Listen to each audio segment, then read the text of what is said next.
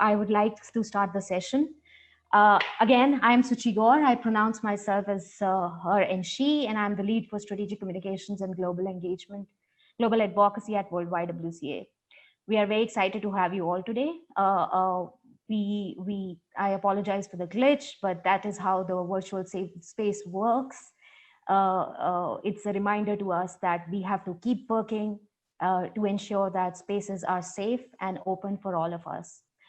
I'd like to start by talking a little bit about the World YWCA. We are a global movement that connects and mobilizes millions of women, young women and girls from across the regions, cultures, beliefs.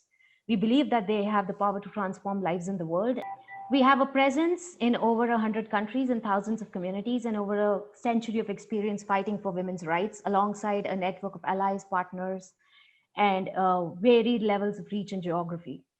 Welcome to the Young Women Leaders panel. We are here to discuss feminist response to communities in COVID. The pandemic of COVID has highlighted the realities of inequalities that exist in this world. The world is unjust, it's inequitable, and it's unsustainable in its present form, as you can see. Prioritizing inclusion, diverse participation, and justice is key to make this world sustainable, one where no one is left behind. While COVID outbreak has affected all segments of population, it has been particularly difficult to members of marginalized social groups living in vulnerable situations and those who continue to face multiple forms of discrimination. We all see it today. COVID has also disproportionately affected women and girls, and their leadership is very central to effective response to recovery. Young women leadership is critical to driving inclusive decision-making and activities of COVID response and recovery, addressing women and girls in particular for those in crisis, engaging peers in safe space to share accurate information. World YWCA initially, when the COVID pandemic came in, shared a gendered impact of COVID iceberg, which is available on our website and social media if you want to have a look at it. This is the first of many Young Women Leaders panel where we are bringing together young women from around the world, working on the forefront, sharing insights on different issues. We are thankful to have all of you wonderful people joining us from different countries across different time zones. This panel is being recorded. So if you miss it, edited version on YouTube will be available later through our World YWCA channel. I just want to include some basic rules which I believe are key to making spaces safe for everyone. I please urge everyone, and we have been doing that, to keep their microphones on mute on all the times. If you need to share something, please write to us. We are keen to hear from you on communications@worldywca.org. This is a 1-hour session, and we will try our best to keep it as safe for everyone as possible. I am requesting everyone again to keep their microphones on mute and have the speaker window on the top so that you can only look at the speaker when the person speaks on. I would like to invite, to start the session, I would just like to invite our General Secretary, Casey Hardin, to come in and share a few insights from her side. Casey. Thank you, Suchi. Welcome, everyone. We're glad to have you with us today as we hear the wisdom from leaders, young leaders throughout the world. You know, over the last 2 months, there's been seemingly endless panels in this virtual environment, even more online panels and speakers and opportunities to come together than ever before. And similar to ever before, but I think even worse, those panels absolutely lacked the voice of young leaders around the globe, which is, when we do that, that means that we're missing key wisdom, key insights, key realities to share. So World YWCA, we, with great intention, have put together this panel series to help compensate for the lack of opportunity to hear from young leaders around the world. So welcome everyone, and a special thanks to Sasha, Bobbie, Dhiya, Lidya, and Suchi for being the first on what will, I'm sure, prove to be a great series of panels. And to everyone else, let's keep doing the work that we do and making sure we're being really intentional about who has space in formal and informal public settings and who holds space and will give up space to make sure that we are able to hear the wisdom and follow the lead of young leaders. So thanks all.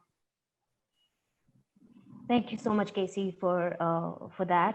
I would like to introduce our panelists today. Bobbie Trower. Bobbie is from Australia. Bobbie identifies herself in they and them. We have Dhiya and Mathew from YWCA of India. Dhiya identifies herself as she and her. We have Lidya, who is from YWCA Ethiopia. She's a leader in Ethiopia, and she identifies herself as she and her. And we have Aleksandra, who identifies herself as she and her and is from Belarus. We have an amazing panel of 4 young leaders from 4 countries, from 4 continents. And I would like to start the discussion by having Bobbie.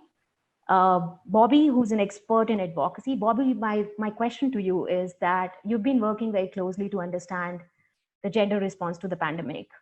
In your opinion, as a young person, how do you believe the gender response to COVID has been globally and regionally? And what do you think is the role of young people in this space? Thanks, Suchi. I'd firstly just like to do, as is customary in Australia, a land acknowledgement, if that's okay with everybody. I'd like to acknowledge and pay my respects to the traditional owners and ongoing custodians of the land that we all meet on today. Where I live and work in Australia and Sydney, that is the Aboriginal and Torres Strait Islander people.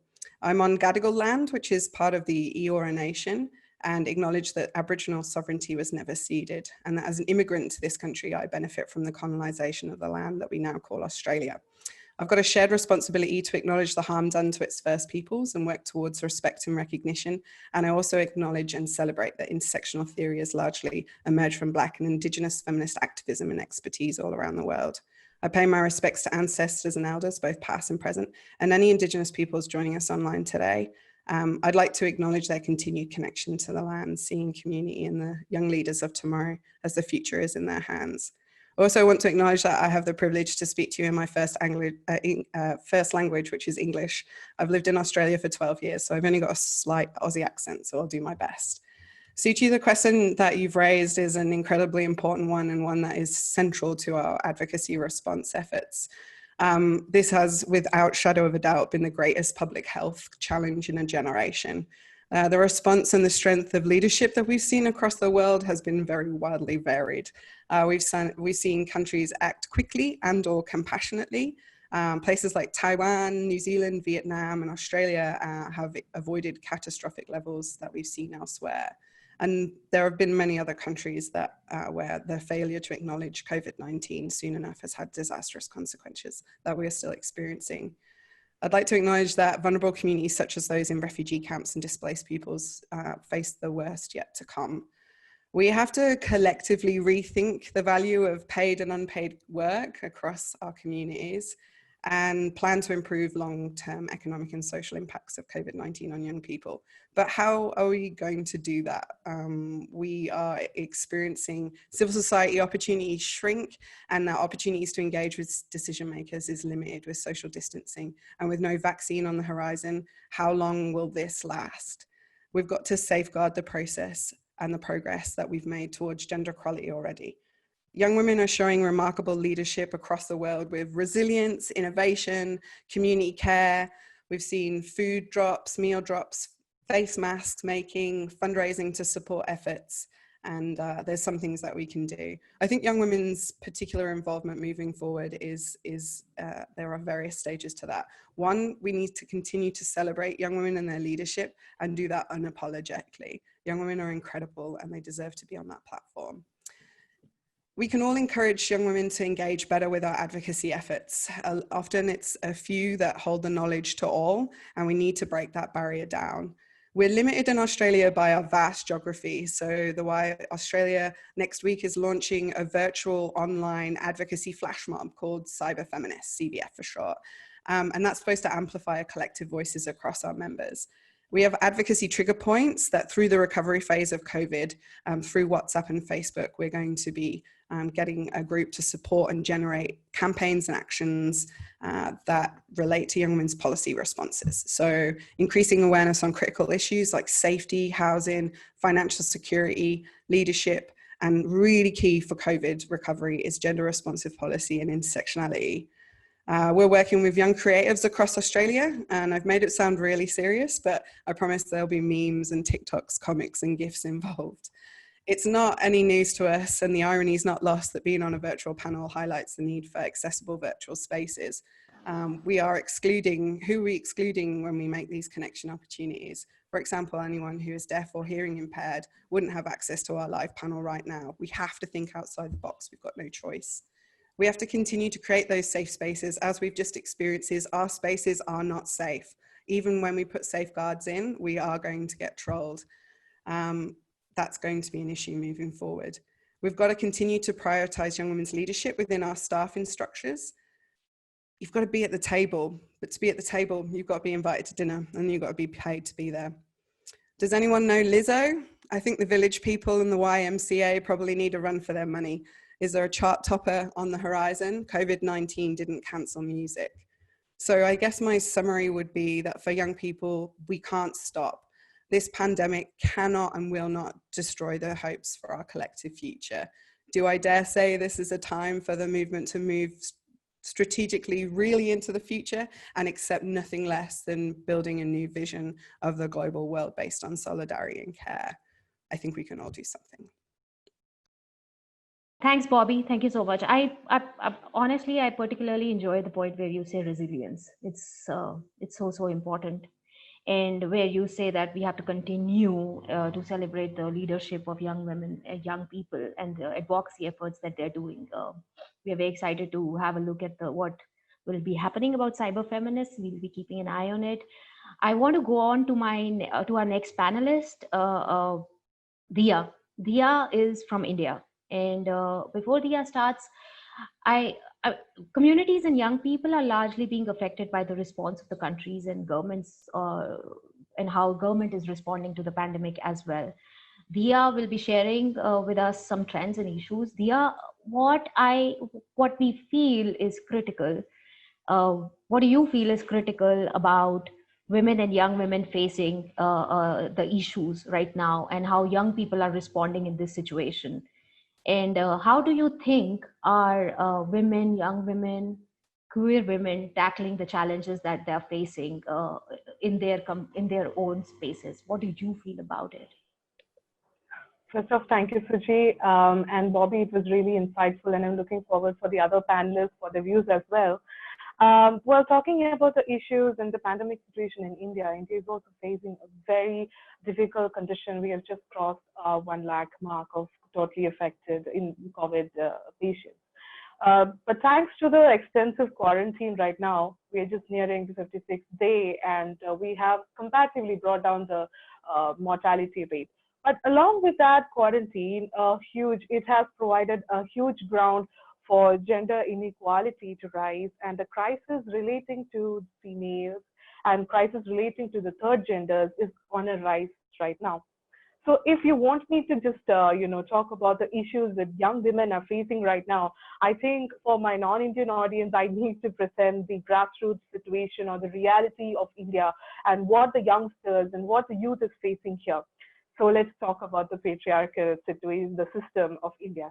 Family is really important for Indians. But the situation is such that if you have sons, they are treated as an asset because the sons are supposed to take care of their family. Their parents, like Western countries, we don't have the concept of moving out from home when you're of age. Sons are expected to take care of their parents during their old time. Whereas if you have a daughter, she will be a liability because you have to marry her off to another person. And that involves a huge dowry. And whether you are professionally qualified, the dowry is just going to rise. It's not going to come down. So the whole situation is that gender roles are assigned at a very young age itself.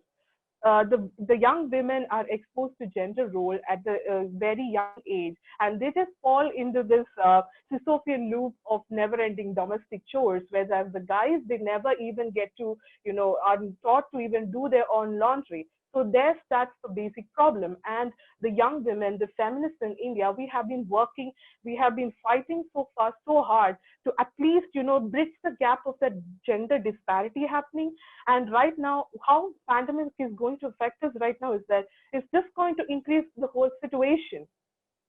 Unemployment is on a rise now, and young women who have just taken huge amounts of education loans to cover their education are going to face a problem with lack of jobs, layoffs, and on top of that, we have increasing number of domestic abuse. The National Commission of Women has just reported that during the lockdown, when the domestic abuse was at the high, the women could not even reach to the police officials because they were busy with handling the pandemic situation. So this is just an example of how the government is also lacking in areas where young women require help. Increasing cases of female infanticide in states of India, it is just rising. We are having a lot of cases coming in for female infanticide and female feticide on the rise. How are we even going to address that issues, and how do we even work on it? So we might say that, in an Indian household where you have like four walls, and the women are not even given the concept of, a sense of a safe space. They don't even have the concept of giving some time for themselves where they can be, Some of the working women find their jobs to be a place of respite where they can go and have some time for themselves. But during the lockdown, it has just gone for a toss. So they are not safe in their own houses. In the domestic abuse system, they are within the four walls with the perpetrators. That is really alarming. And if you're talking about virtual space, safe space, and right now we have just seen an example, right? Just now we saw an example.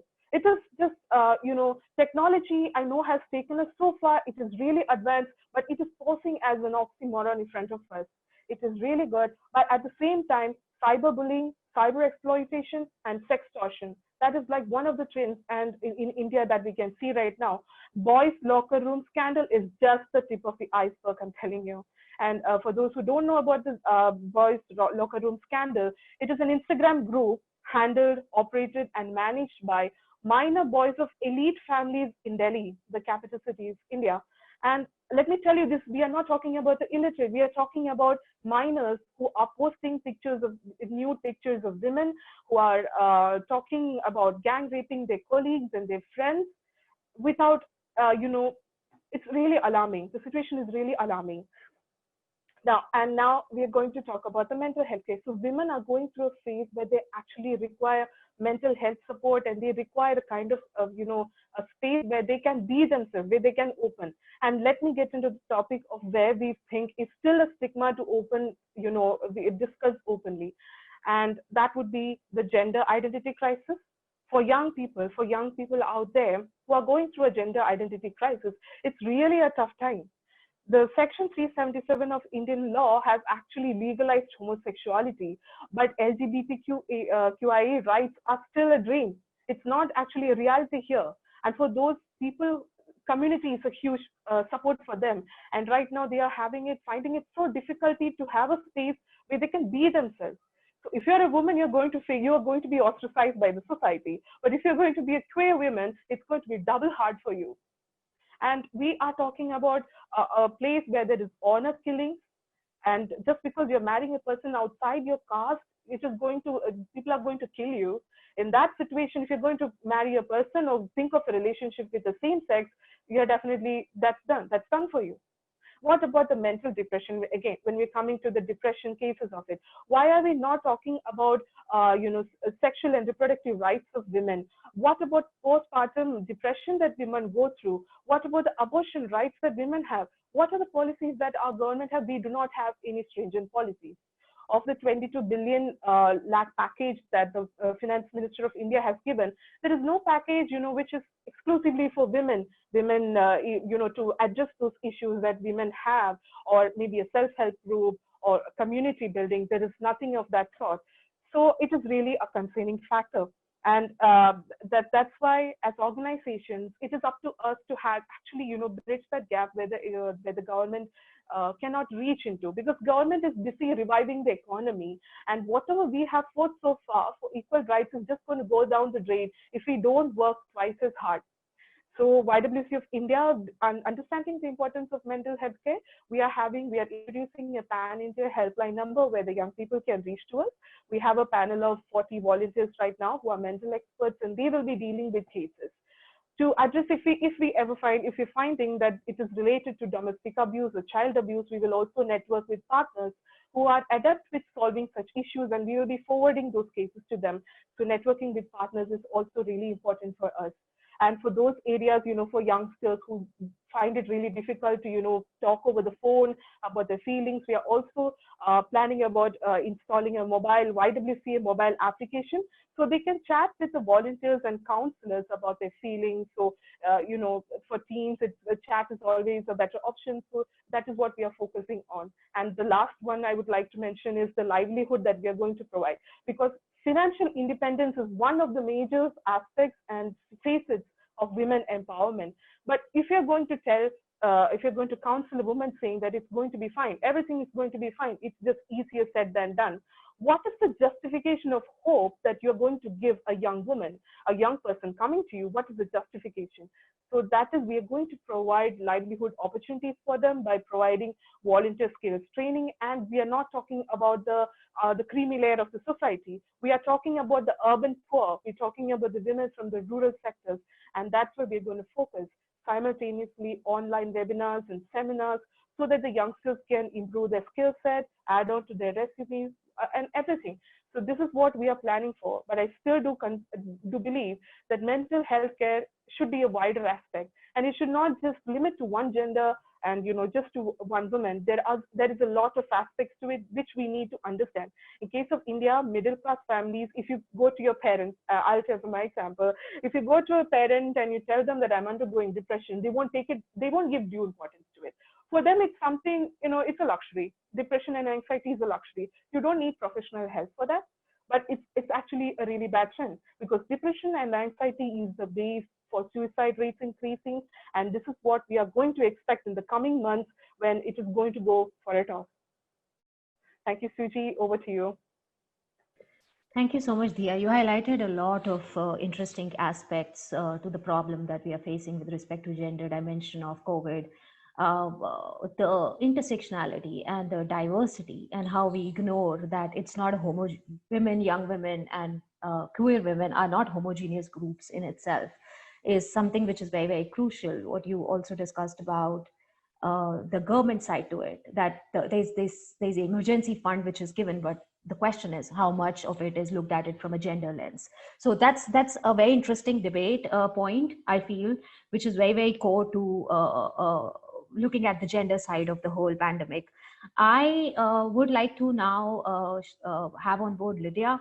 Lidya is from Ethiopia. Lidya works in the space of communications, and Lidya is looking at innovative, creative, and ways where young people can participate in the whole system. Lidya, how do you think young people are responding, organizing to solve this crisis? And how do you see it different in different regions of the world? Lidya, over to you.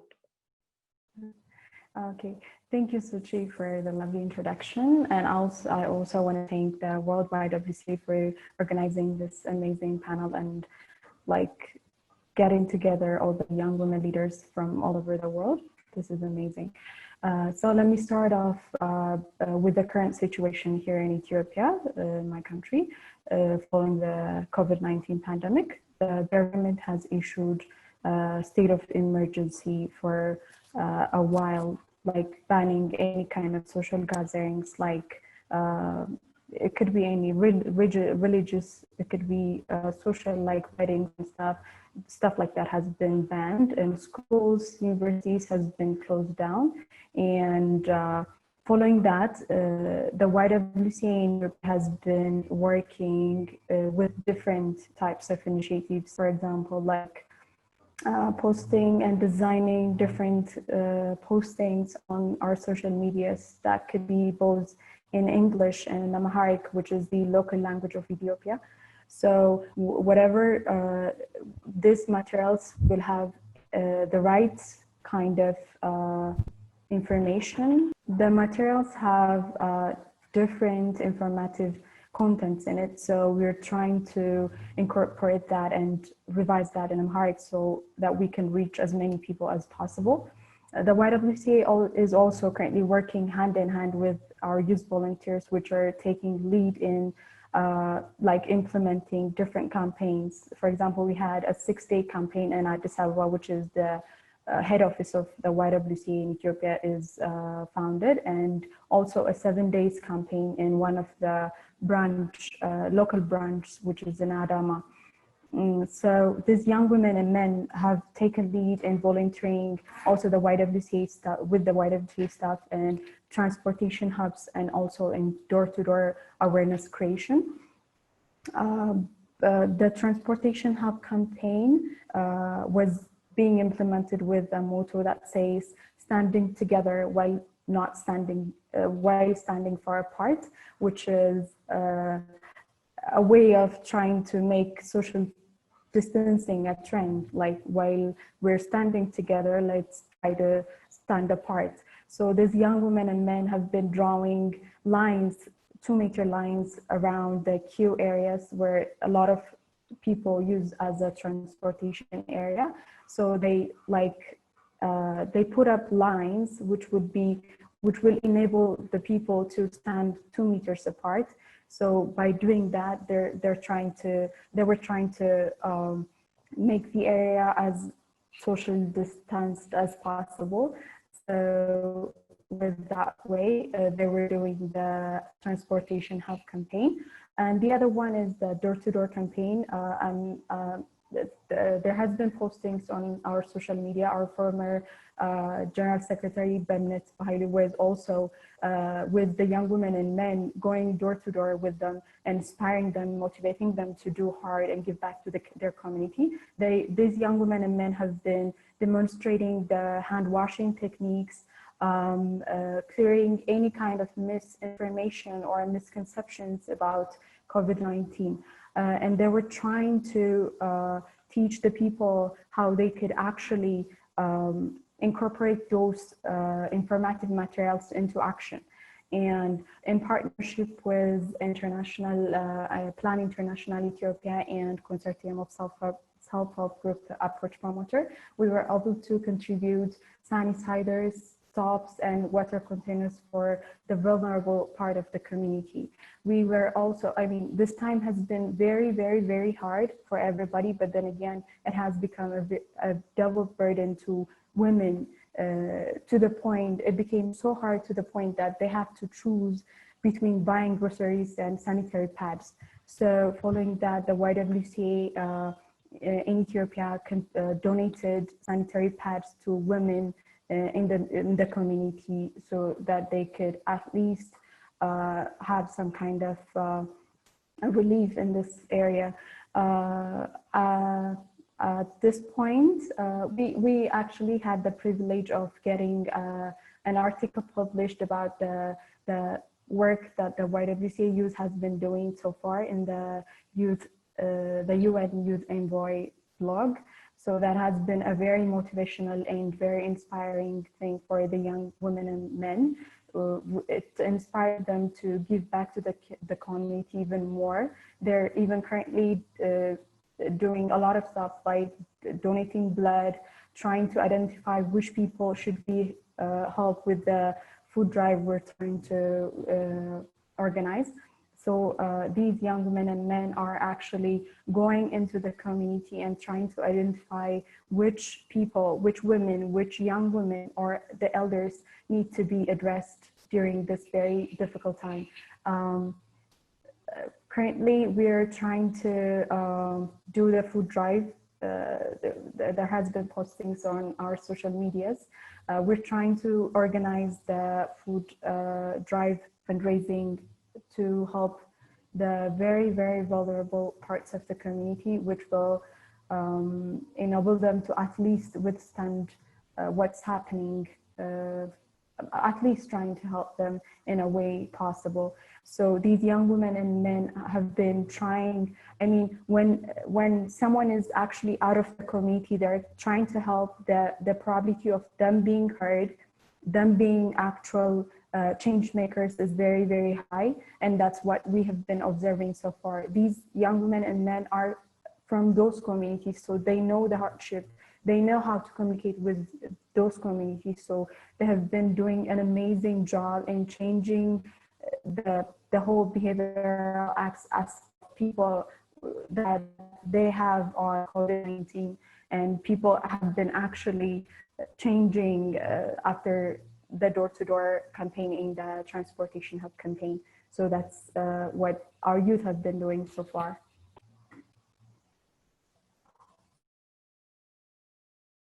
Thank you so much, Lidya. That was very valuable. A lot of the things to take from that experience of Ethiopia for countries globally. I feel innovation and the way young people bring innovation in the right manner, if directed towards the right cause, is something which needs to be tapped upon by countries in general globally. And acknowledging the work being done by young people is another motivation that drives them constantly. So thank you for sharing those insights from Ethiopia. The final panelist, Aleksandra, who's also known as Sasha. Sasha is joining us from Belarus. And Sasha, you have a very unique standpoint of social media, and you understand the needs and requirements from that perspective. Can you share how young people and young women in general are organizing in and supporting one another using social media in the region?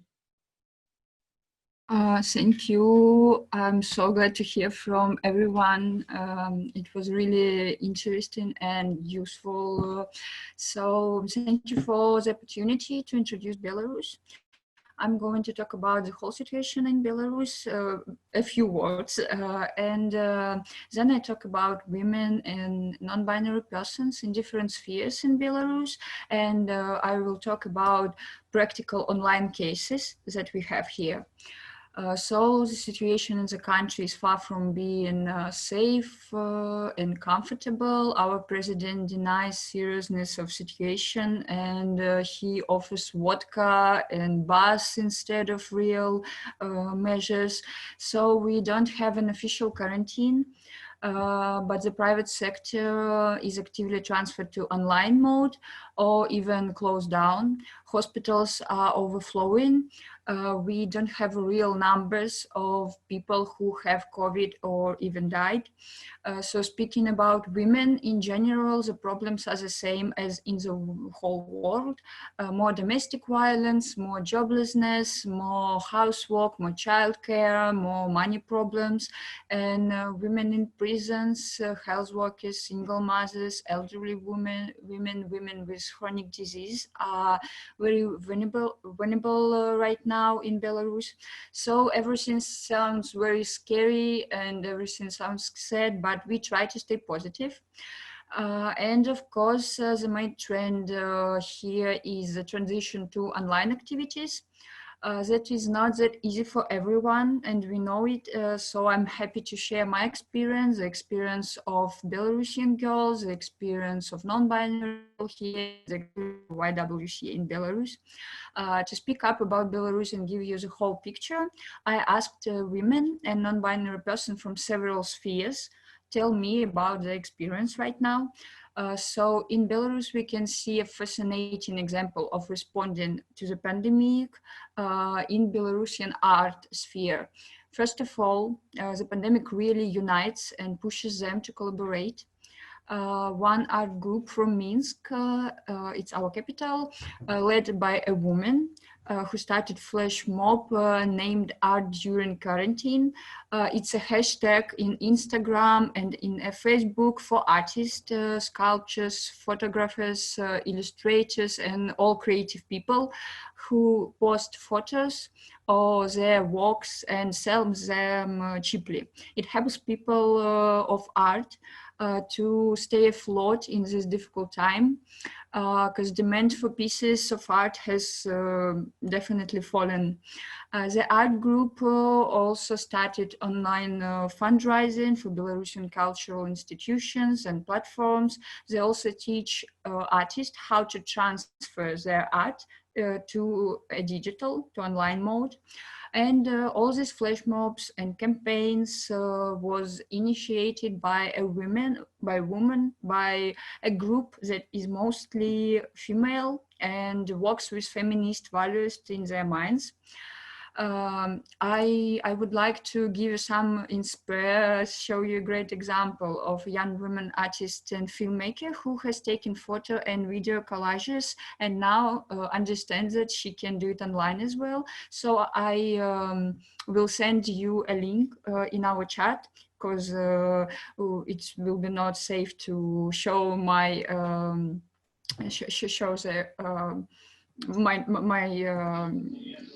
my desk right now. So you can see it later after our discussion.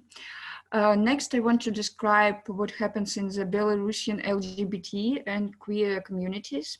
We have several projects that have deal with this agenda, and now they demonstrate amazing organization.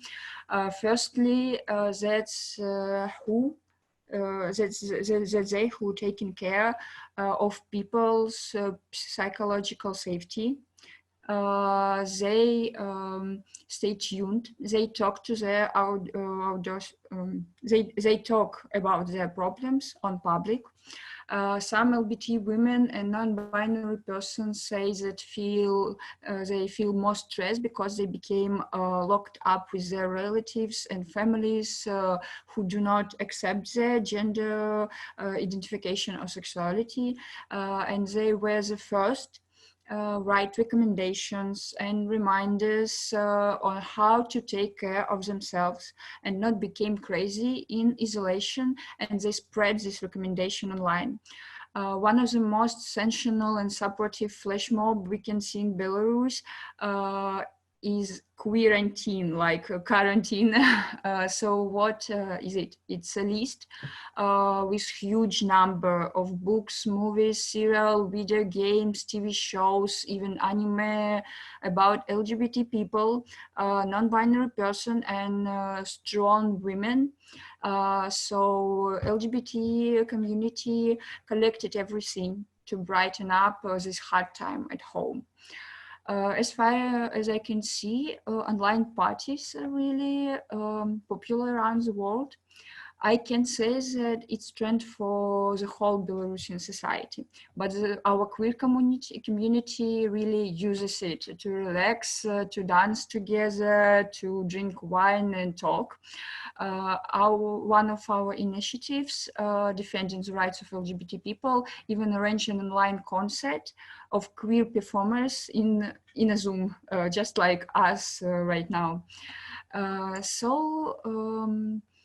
Some words about non-binary people, some more words. They even note that quarantine is something like a vacation for them, because they didn't have to hide their queerness from other people, because it's really hard in Belarus to stay yourselves.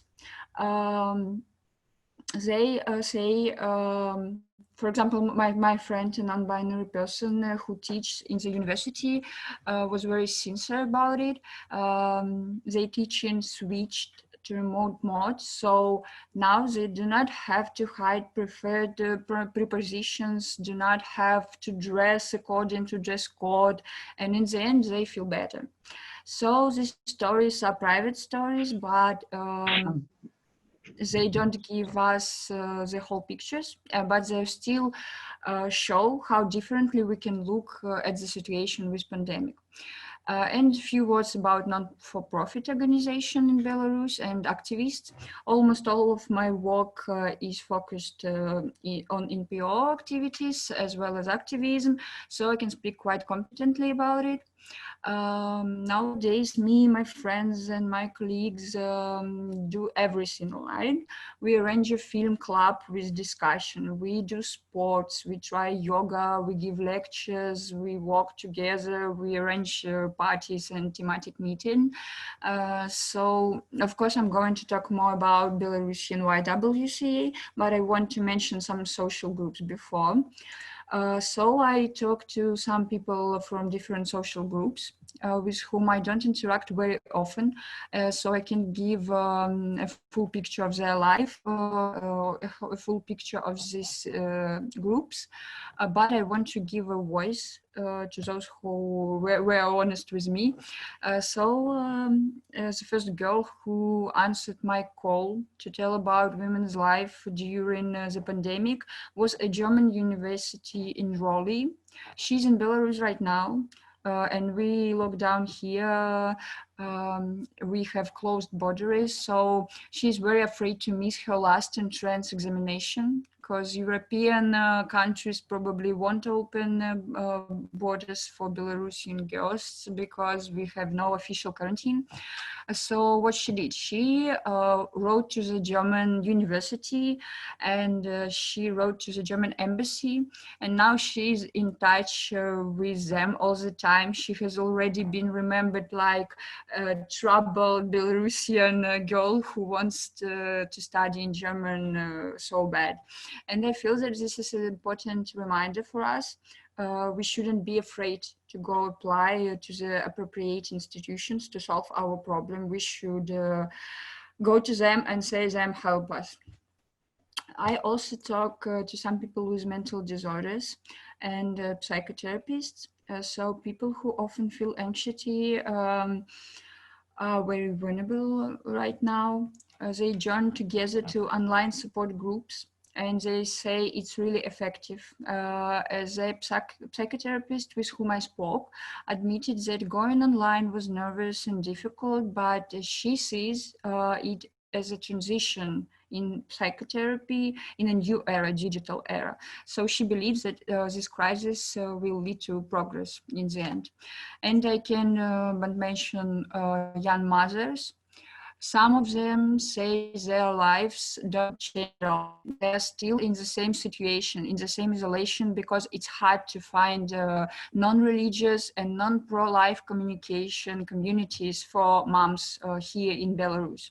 So society can see and even feel this problem that wasn't visible before pandemic. As for YWCA, each of us has different activities. We were divided, of course, but we try to keep in touch and share successes.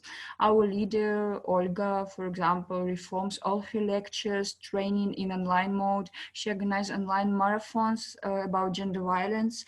During these marathons, young people learn how to control their emotions with different instruments. For example, sketching. It's absolutely comfortable, suitable in online mode, in group video chats.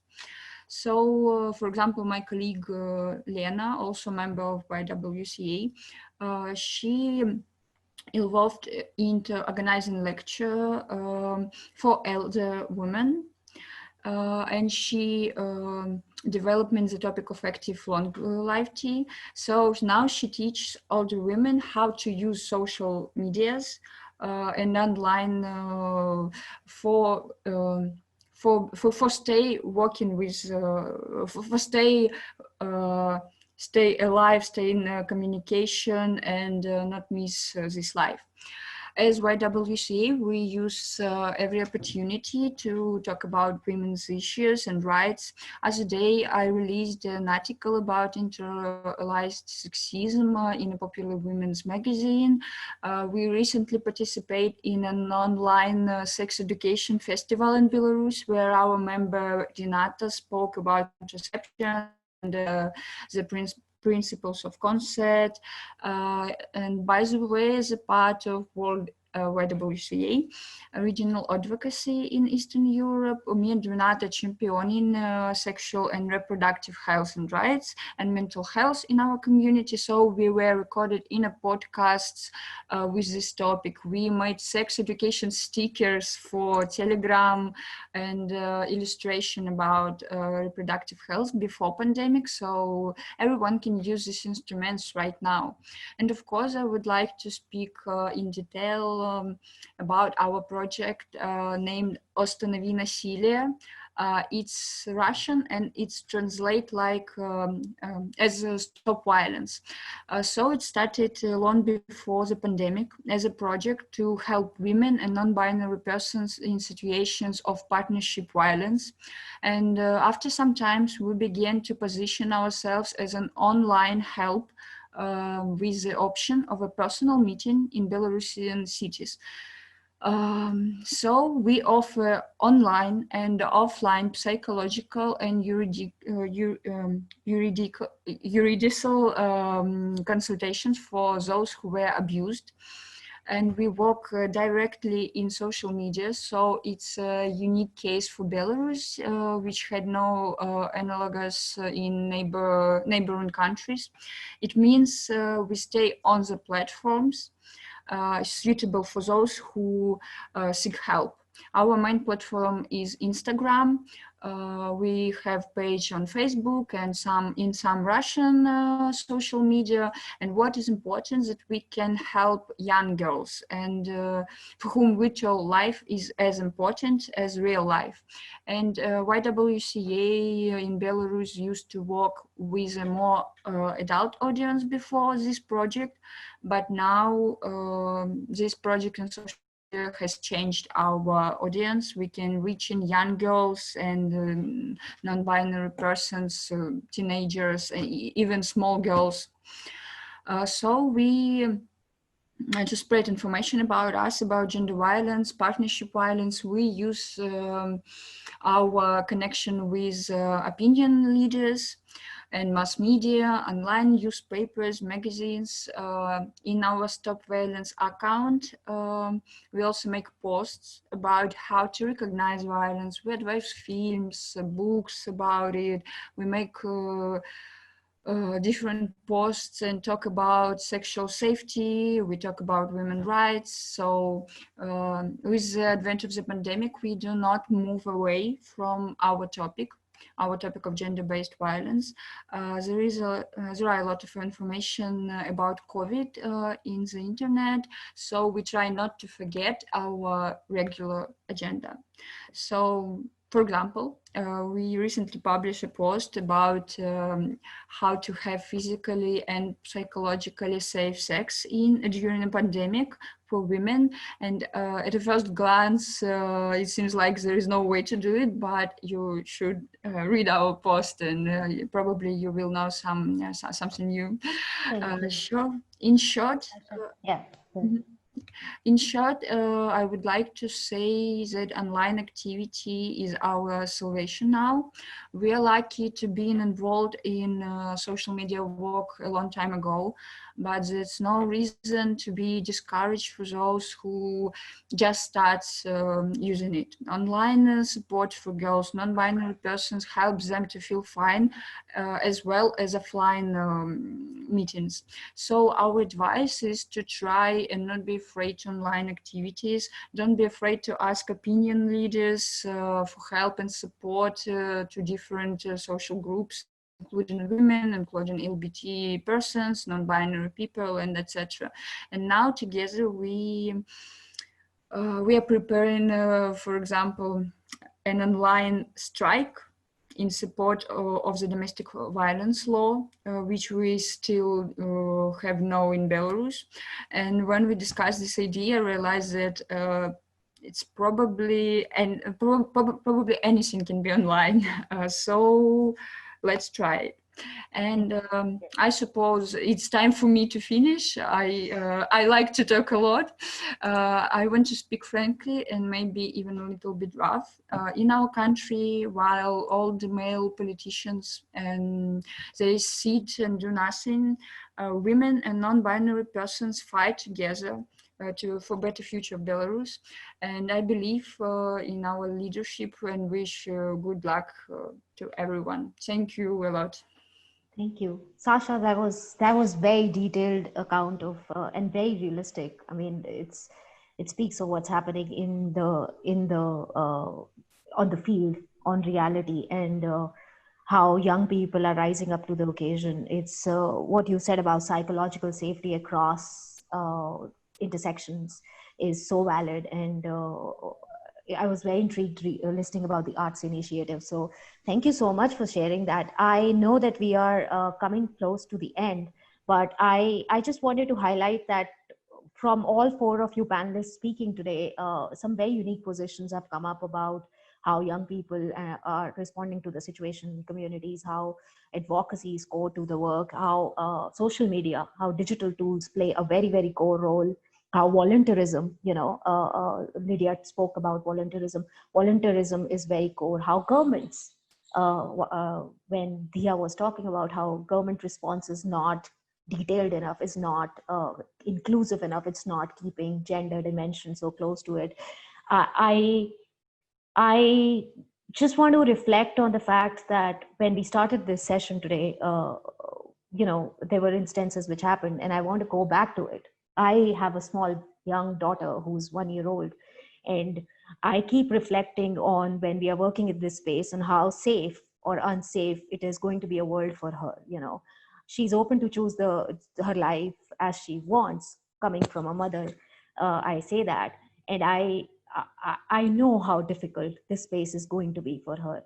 But what keeps me determined is that we have to keep going to make sure that panels, open spaces, digital spaces are inclusive to young people, are safe for young people. YWCA has worked extensively in creating virtual safe spaces recently, where we are moving to the concept of how to make sure that young people and women and young women in general have access to virtual safe spaces where they are safe to share what they are feeling, safe to come together and act on issues. So in this quarantine situation, in this pandemic situation, that's very core. I want to just give every panelist a minute, and we'll take only a minute to share their final views. And I would like them to reflect on the digital spaces, digital spaces and how we occupy that in the current way the world is looking at, because as physical distancing, as quarantine, lockdown, country-specific rules vary and travel becomes restricted, digital world is going to take over, and it is taking over. So I want to start with Bobbie. Bobbie, 1 minute, what do you feel is core to the work we do? Thanks, Suchi. And it's awesome to hear from everybody else. Just really quickly, I think it's about a sort of a united front to being able to tackle gender equal and diverse representation across all of our countries, and we all have a responsibility to work towards that. I think also calling for greater investment in data. I think that's something that's lacking at the moment. A lot of why we can't predict what's happening in the future is because we don't have the data at hand to be able to do that. And I think what we talked about before, which was like saving the progress around gender equality that's been achieved so far, with international gender equality mechanisms like CSW and the gender equality forums being shut down and being taken online, we don't have the same types of interactions that we've had in the past that have really strengthened our advocacy, which is bumping into people physically in the corridors of institutions and being able to rally around with our members of parliament, for example. So we just have to do things differently. We know that there are safer ways to do things. We have to protect those spaces. We have to work together. And I think all that we can learn from this is that our virtual spaces are an inevitable part of our future. And for all of us, we all have a shared responsibility to keep those safe and bring perpetrators to account. Whoever dropped in on our session earlier. Not only are you not wanted here, but women's activism does not retaliate in the same way. So we're dealing with something that is an extremely gendered experience. So a bit of solidarity, a bit of self-care. Not everybody is able to raise their voices at the same time. So it's the responsibility of everybody else who has the time and the space to work together. I think we can talk about the devastating impacts and we can focus on the bad, but I think that today's session has made us realize that there is a lot of good to be celebrating. And the young people around me that I know have been innovative and have thought of entrepreneurial ways to still earn an income. And it's about supporting those that don't have those opportunities, so that we support those that are more vulnerable through the recovery period. Thanks, Bobbie. That's amazing. Dhiya, do you want to go next? 1 minute. What do you want to say? Yeah, thank you. And it was really insightful to hear from all the panelists. So let me just add on to what Bobbie had said right now.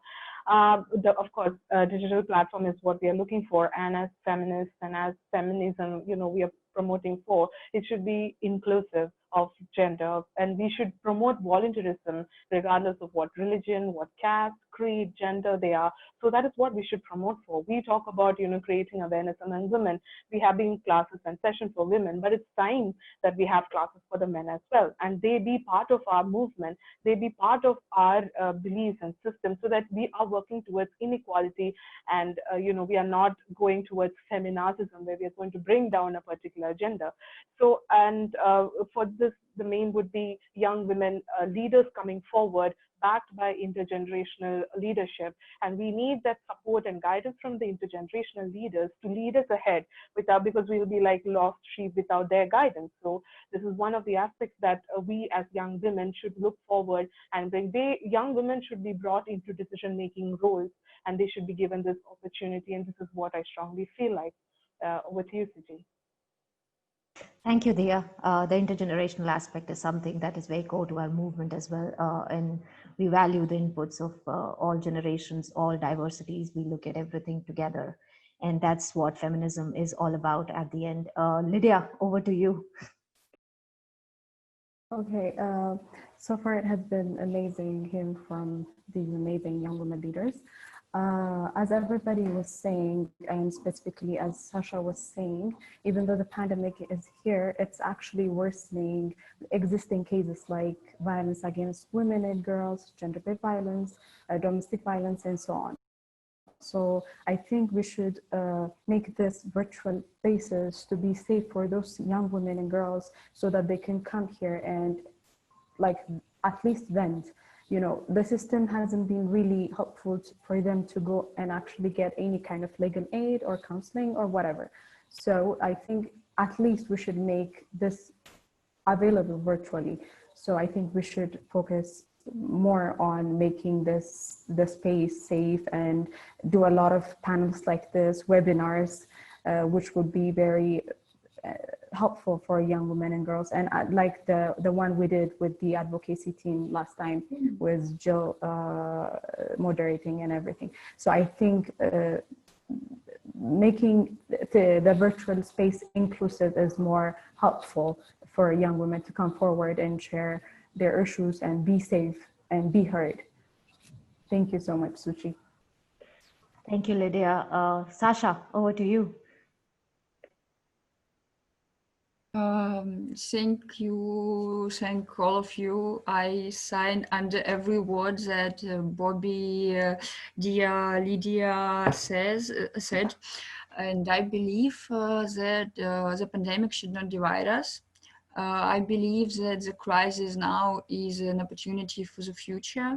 So I think now it's a good time for us to use the digital sphere to spread the word about equality and support women, support young women and non-binary persons.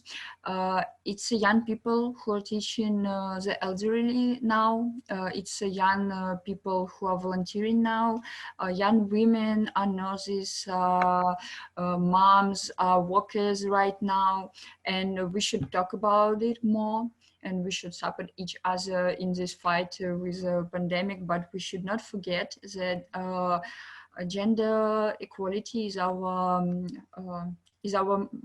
main purpose, and we should not forget about it. So I believe it will be fine, and I believe we should stay united. Thank you. That's a very positive note to end on. You said the pandemic shouldn't divide us, and that's something that we have to keep going with. It's amazing to hear from young women, young people from different corners of the world right now today in this panel, and this is just first of the many panels we'll be hosting. I am reminded constantly of the fact how difficult it is for young people to occupy spaces, and how difficult it is to young people to voice their opinions to a larger community. Either they are doing it through their own social media, or they are doing it through their blogs or in their friends. But what about like taking panels, taking over decision making positions, taking over places where actually it can create a larger and deeper impact, which is long lasting. What, Sasha, you mentioned about opportunities for the future, this is truly an opportunity for the future. The opening up of this pandemic and has showcased to us what is happening with the world. What are the inequalities? They're out in front, more vocal than they were.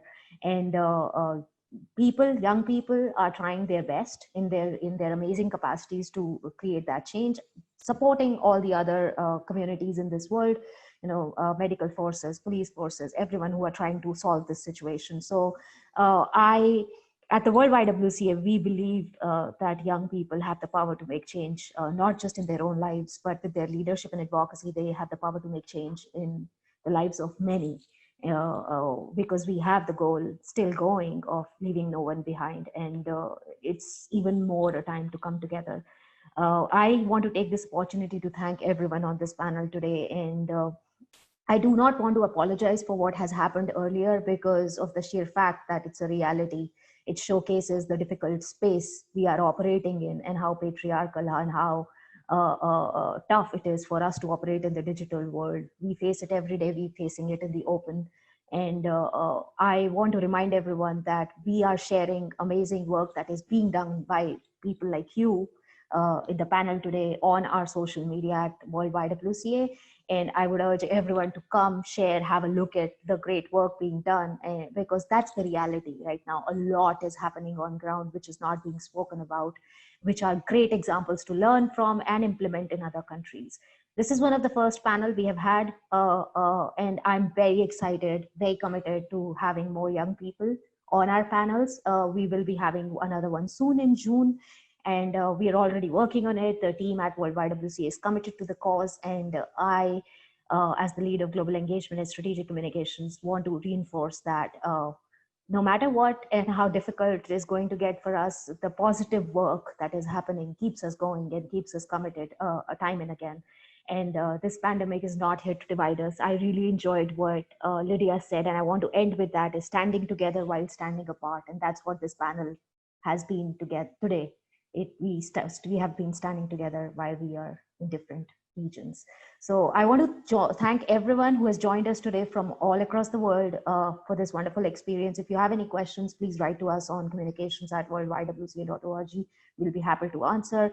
If you're looking for more readings or anything, please write to us. And we look forward to having you join us for the next panel, which will be in June. And from my side, from all my team operating in their homes right now in Geneva, and from all of you all the panelists, I want to thank everyone today for coming on board. And happy Wednesday. This is another positive note we should end on the day with.